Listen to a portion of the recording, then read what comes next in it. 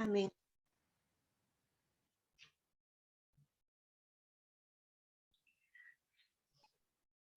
Hace mucho tiempo atrás, cuando yo tenía 11 o 12 años más o menos, en la iglesia a la cual asistíamos, proyectaron una película. La película se llamaba Como ladrón en la noche y se trataba del arrebatamiento.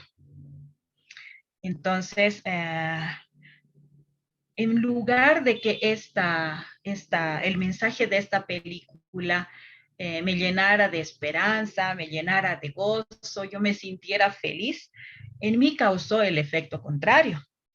Yo me quedé aterrada, estaba atemorizada. Sabía que si el Señor llegaba como ladrón en la noche a recoger a su iglesia, yo no estaba lista. Entonces, muchas noches yo no dormía bien. Me despertaba sobresaltada pensando, tal vez el Señor ha llegado y yo me he quedado. Aunque yo dormía con mi hermano al lado, yo decía, igual mi hermano se queda, ¿no? Pero entonces, cada noche sucedía eso conmigo. A mi corta edad, 11 o 12 años, yo estaba consciente, sabía que era pecadora y que había quebrantado los mandamientos del Señor. Aunque entendía que Jesucristo me había salvado, yo pensaba, ¿no? que mantener mi salvación dependía de mí.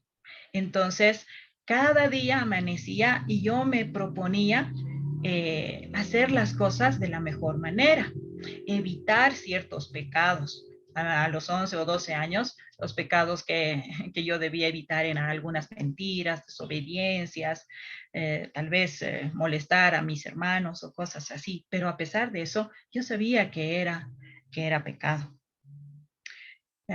Pero al llegar la noche, yo me sentía frustrada porque no había logrado con mi cometido. Entonces, por más que intentara, ¿no? El resultado era el mismo. Cada noche me acostaba y pensaba, si el Señor viene a recoger a su iglesia esta noche, entonces yo no estoy preparada. Y por eso mi oración, hermanas, cada día, más que una oración, era un clamor, y yo le decía, Señor, por favor, no vengas. Ese era mi clamor cuando yo tenía esa edad. Señor, por favor, no vengas, porque sabía que si el Señor llegaba, yo me iba a quedar. Entonces, ese tiempo, la salvación para mí no era un motivo de gozo o de esperanza, era una carga tremendamente pesada.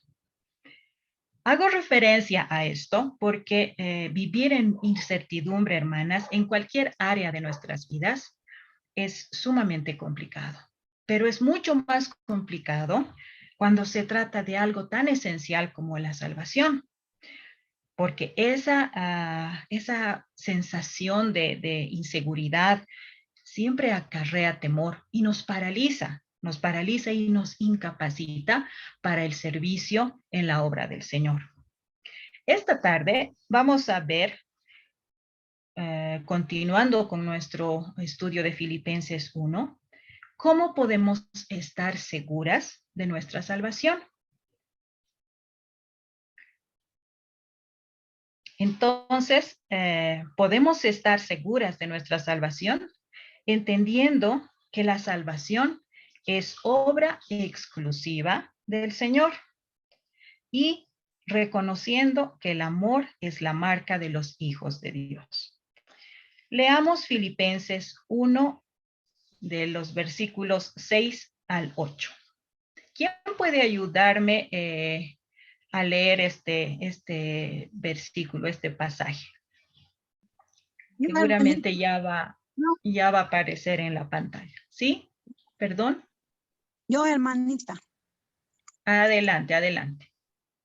Estando persuadido de esto, que el que comenzó en vosotros la buena obra, la perfeccionará hasta el día de Jesucristo. Como me es justo sentir esto de todos vosotros, por cuanto sostengo en el corazón y en mis prisiones y en la defensa y confirmación del Evangelio, todos vosotros son participantes conmigo de la gracia, porque Dios me es testigo de cómo os amo a todos vosotros con el entrañable amor de Jesucristo. Muchas gracias, Patti. ¿Cómo podemos estar seguras de nuestra salvación? Entendiendo que la salvación es obra exclusiva de Dios. El gozo, hermanas, debe inundar nuestra vida cuando pensamos en lo que Dios ha hecho por nosotras en la cruz, al otorgarnos salvación por su gracia.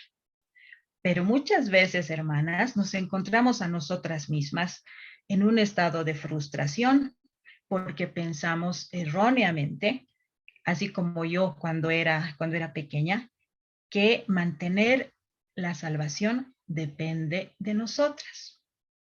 Filipenses 1:6 que acaba de leer Patti dice, estando persuadido de esto, que el que comenzó en vosotros la buena obra, la perfeccionará hasta el día de Jesucristo.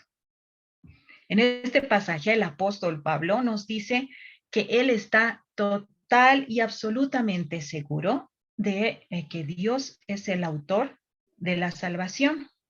Pablo estaba convencido de que Dios había comenzado esa maravillosa obra de salvación en los creyentes. Y aunque necesitamos fe para creer, esta misma fe es dada por el Señor. Recordemos a Lidia, la primera persona convertida en Filipos. Ella creyó el Evangelio de Cristo. Vamos a ver, por favor, el pasaje de Hechos 16:14. Si alguien puede colaborarme leyendo, por favor. ¿Puedo leer?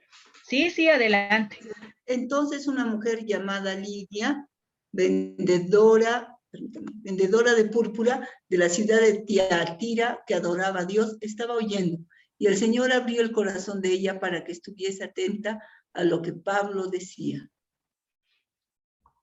El corazón de ella, ¿no? Fue abierto por el Señor. El Señor le dio fe para que ella pudiera estar atenta y escuchar la predicación de Pablo. La fe que ejercemos para creer en el Evangelio, hermanas queridas, no es nuestro mérito, también es un regalo del Señor.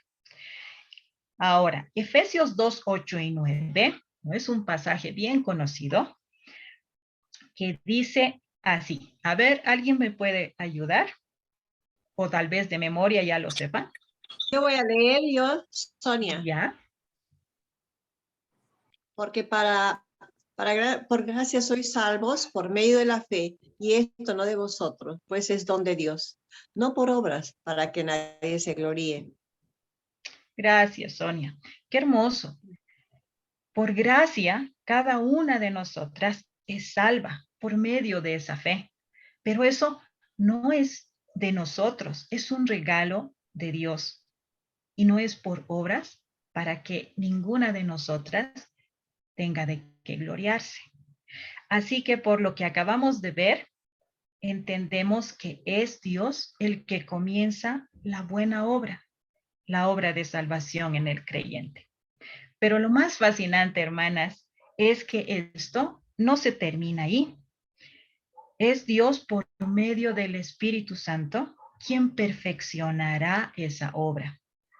Esa palabra significa completar, totalmente finalizado, consumado. No sé si ustedes al escuchar o leer la palabra consumado, tienen la imagen que está allá en la pantalla, la imagen de Jesús crucificado. Cuando yo escucho esta palabra consumado, siempre viene a mi mente esa imagen de Jesús en la cruz. Y vamos a leer el versículo de Juan 19:30, que está ahí, por favor, si alguien puede colaborar. Cuando hubo tomado vinagre, dijo, consumado es, y habiendo inclinado la cabeza, entregó el espíritu. Juan 19:30. Gracias. El término consumado, este término consumado, viene del griego tetelestai. Y tiene 3 significados en relación a este pasaje. Vamos a aprender una palabra en griego, hermanas. Tetelestai. Esta palabra era usada por un sirviente que volvía a la presencia de su amo después de haber terminado su tarea. Y este amo, este siervo era un esclavo, un esclavo que era voluntario, era un esclavo que había decidido voluntariamente ser esclavo. Entonces, en este punto podemos ver a Jesús. Jesús había venido aquí a la tierra con un propósito. Estaba aquí de manera voluntaria como un siervo. Pero su propósito era morir por cada uno de nosotros, en nuestro lugar, en sustitución de cada uno de nosotros. Entonces, cuando Jesús estaba en la cruz y cuando inclinó la cabeza, él dijo, consumado es. Tetelestai. La obra que Dios le había encomendado estaba realizada. El segundo punto, tetelestai, es también un término común, era un término común utilizado en la vida comercial en ese tiempo. Significaba que una transacción quedaba cancelada al ser pagada en su totalidad. Y aquí también podemos ver a Jesús y su obra. Jesús estaba en la cruz, estaba pagando en su totalidad el precio de nuestros pecados. Nosotros tendríamos que haber estado en esa cruz porque somos nosotros los que habíamos pecado. Pero Jesús fue el sustituto perfecto. Él tomó nuestro lugar. Y cuando Jesús estaba en la cruz y pronunció la palabra tetelestai, entonces estaba diciendo, esa deuda está cancelada. El pago es total. Y el tercer punto, tetelestai, se usaba cuando el encargado encontraba el cordero perfecto para el sacrificio. Para el día de la Pascua, entonces una persona estaba encomendada para buscar un cordero sin mancha, un cordero perfecto, porque era representación de Jesús, el Cordero de Dios que quita el pecado del mundo. Cuando esta persona hallaba ese cordero, el cordero perfecto, sin defecto, sin mancha, entonces pronunciaba esta palabra, tetelestai, consumado es. Aquí está el cordero, he encontrado lo que necesitamos para el sacrificio. Y es, hermanas, ese cordero, el que estaba en la cruz, colgado del madero, en sustitución por cada uno de nosotros. Cuando Jesús entregó su espíritu, su misión estaba completada. Nuestra salvación era un hecho consumado. Es por esta razón que el gozo, hermanas, debe inundar nuestras vidas. Pablo tenía la absoluta certeza de que Dios completaría su obra de salvación en los filipenses y no había posibilidad de fracaso o de un cumplimiento a medias. Dios nunca deja las cosas a mitad. Nosotras nos vemos muchas veces en situación de haber dejado las cosas a mitad. A veces tenemos tejidos que no hemos terminado porque nos hemos aburrido o porque no nos acordamos el punto. Dejamos inconclusas situaciones, conversaciones, no sé, diferentes cosas. Vemos en la calle y a veces protestamos, ¿no? Hay estos de la alcaldía, ya han dejado a medias, no han recogido, este hueco sigue ahí, el agua sigue saliendo de la tubería. Pero Jesús no deja las cosas inconclusas. Dios jamás deja una obra a medias. Y Él comenzó la obra en los filipenses, así como en cada una de nosotras. Debemos entender la salvación como un regalo que tiene 3 elementos: justificación, santificación y glorificación. La justificación es el momento en el que el creyente es declarado justo al creer en Cristo como su Salvador. Ese momento en que nosotros ponemos nuestra fe en el Señor Jesucristo, pasamos de muerte a vida. Él nos declara justos, como si nunca hubiéramos pecado, porque ese pecado fue al madero con el Señor Jesucristo.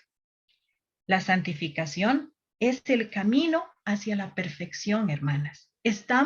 Actualmente estamos en ese proceso, en ese camino hacia la perfección. Y la glorificación es el momento en el que vamos a ser libres de la presencia del pecado. ¿Cuántas de nosotras estamos actualmente luchando con el pecado? Luchamos con las actitudes negativas. Queremos hacer bien las cosas, pero a veces fracasamos. Pero el momento de nuestra glorificación, hermanas, la presencia del pecado va a ser eliminada de nuestras vidas. Y vamos a leer esto en el pasaje de Romanos 8, 28, 30. Si alguien puede ayudarme, por favor. Amén. Porque a los que antes conoció, también los predestinó, para que fuesen hechos conformes a la imagen de su Hijo, para que Él sea primogénito entre muchos hermanos. Y a los que predestinó, a estos también llamó, y a los que llamó, a ellos también justificó, y a los que justificó, a estos también glorificó.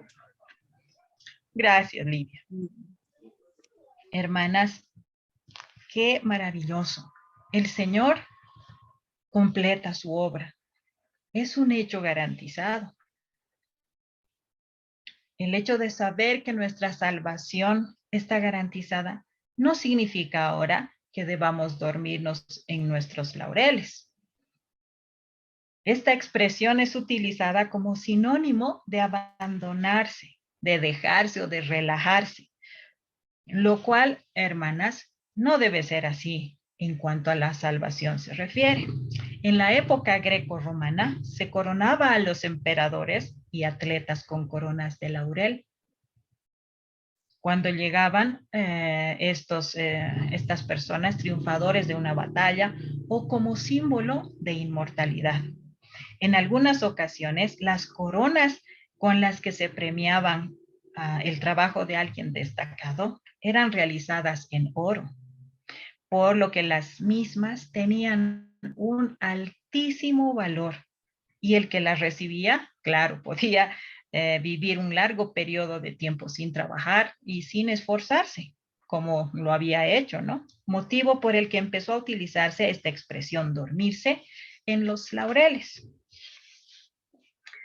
para indicar ese letargo, ¿no? Ese relajamiento en el que se había sumido aquel que un día había sido condecorado con este solemne galardón.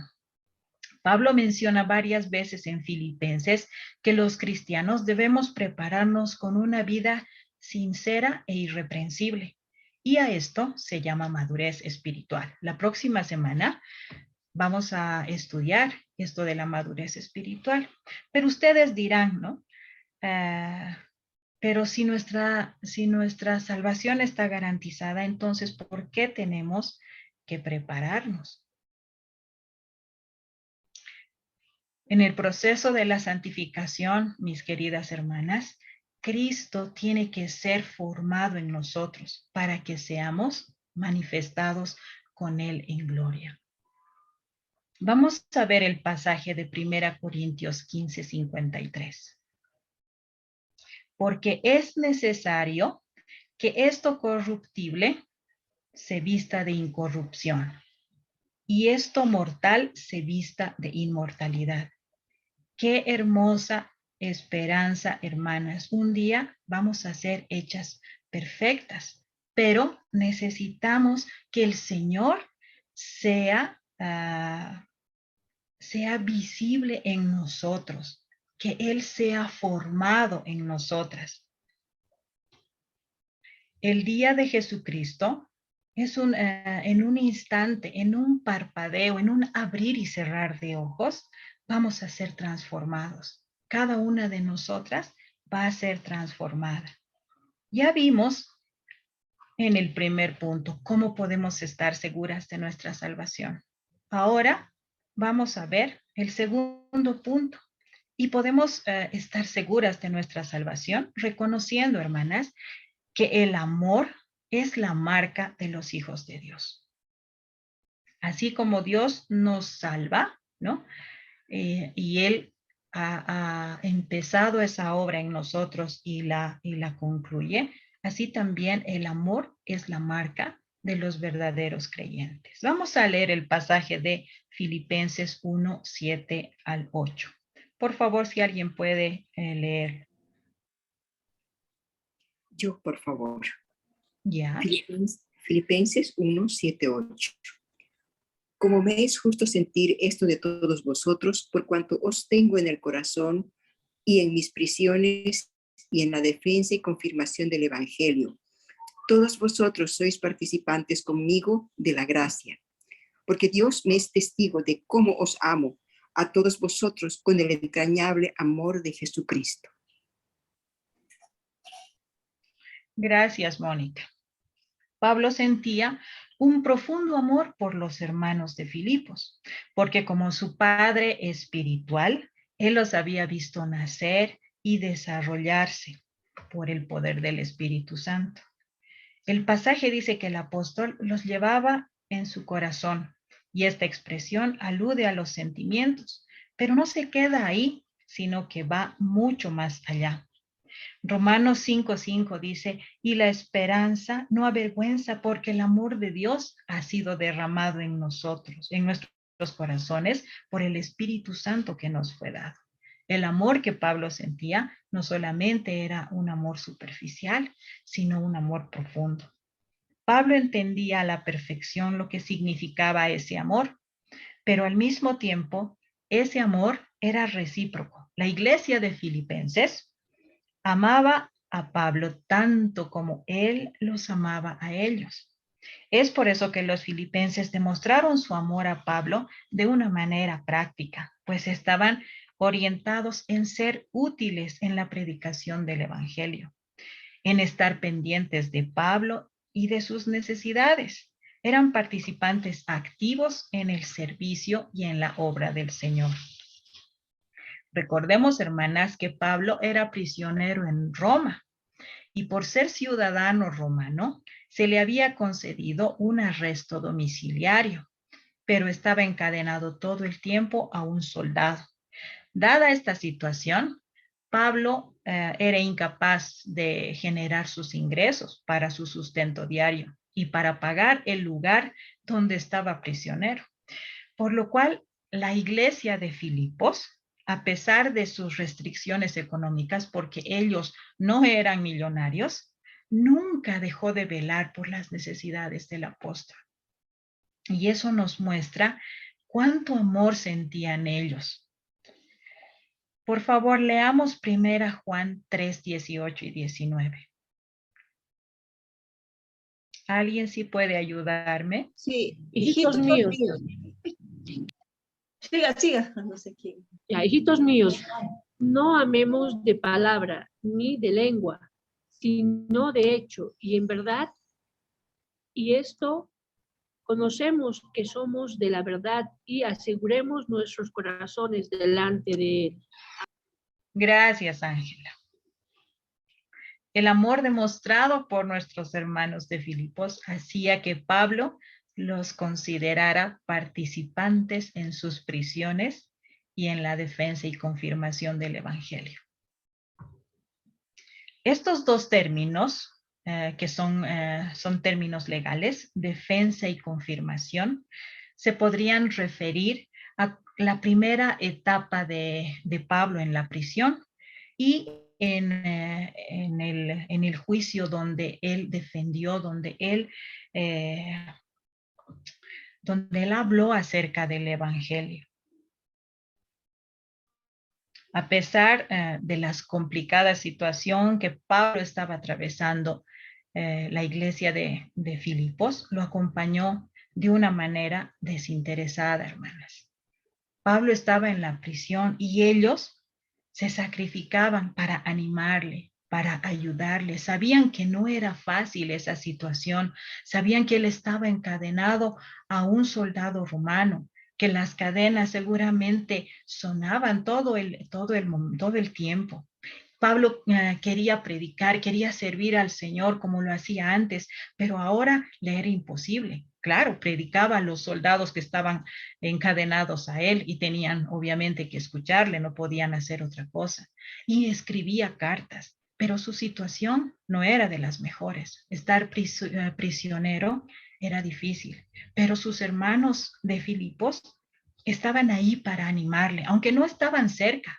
Ellos estaban en otro lado, estaban lejos, pero se daban modos para animarle, para ayudarle y para suplir sus necesidades. Más adelante vamos a ver cómo es que ellos enviaron incluso a Epafrodito, un amigo suyo, un hermano de la iglesia, para que vaya y vea y ayude a Pablo. Se habían convertido en sus compañeros espirituales, participantes de la gracia.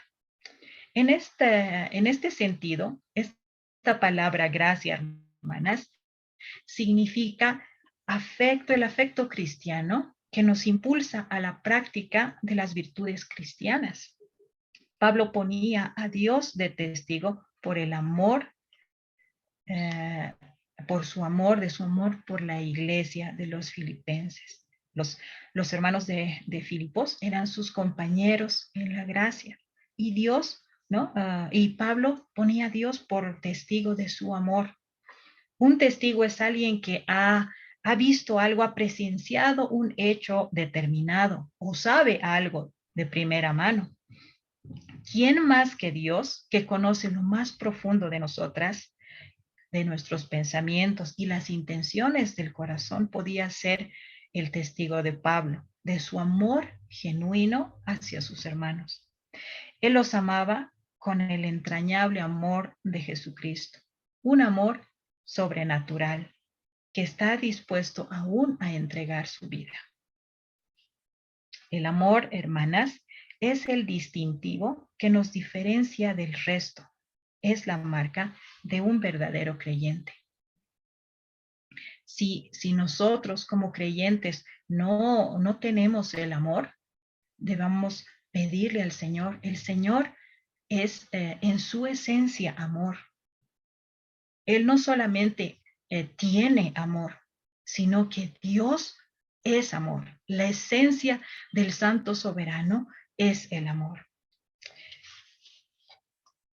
Juan 13:35 dice, si alguien puede colaborarme con la lectura, por favor.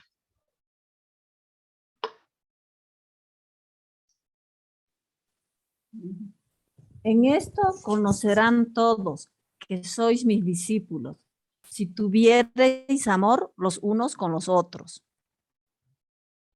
Gracias, Sonia. Qué versículo más lindo. En esto conocerán todos que sois mis discípulos, si tuviereis amor los unos con los otros. Ese amor, hermanas, ese amor, el amor de Dios, el amor fraternal que debe existir entre nosotras, tiene que ser la marca de que somos creyentes, de que la salvación ha sido obrada en nosotras, de que nosotras hemos sido regeneradas. Porque si no hay este amor, entonces tenemos que estar en duda de nuestra salvación. Hermanas queridas, qué importante es la seguridad de nuestra salvación, de que verdaderamente somos hijas de Dios, de que estamos siendo transformadas a la estatura de la plenitud de Cristo, donde el amor es la marca de nuestra autenticidad. La palabra de Dios nos anima a examinarnos para saber si somos de la fe de Jesucristo. Y después de ese autoexamen, consideramos, si después de ese autoexamen consideramos que no es así, entonces cada una debe pedir perdón al Señor, reconociendo sus pecados, para que Dios derrame su gracia y otorgue el maravilloso regalo de la salvación. La palabra de Dios dice en 1 Juan 1:9, si confesamos nuestros pecados, Él es fiel y justo para perdonar nuestros pecados y limpiarnos de toda maldad. Inclinemos el rostro, hermanas, para orar. Gracias, Señor, por tu palabra. Gracias porque tenemos la seguridad de tu salvación en nuestras vidas. Gracias porque tú has comenzado, Señor, la buena obra en nosotros y la vas a terminar, Señor. Eso es una garantía y eso nos llena de gozo, Señor. Ayúdanos a regocijarnos en tu salvación y que podamos, Señor, ser un ejemplo de amor para nuestras hermanas, para nosotros, para nuestras familias, Señor. Que la gente que nos vea pueda ver cuánto nos amamos y así decir que somos tuyas, Señor, que somos tus hijas. Gracias, Señor, porque en ti tenemos el regalo precioso, Señor, de la salvación, de la seguridad de la salvación. Te entregamos, Señor, nuestras vidas una vez más para que tú sigas obrando, para que tú cada día vayas siendo formado un poco más en nosotros, hasta el tiempo en el que vamos a estar glorificados, Señor, en nuestro cuerpo. Gracias, Padre Celestial. Entregamos este tiempo en tus manos. Amén.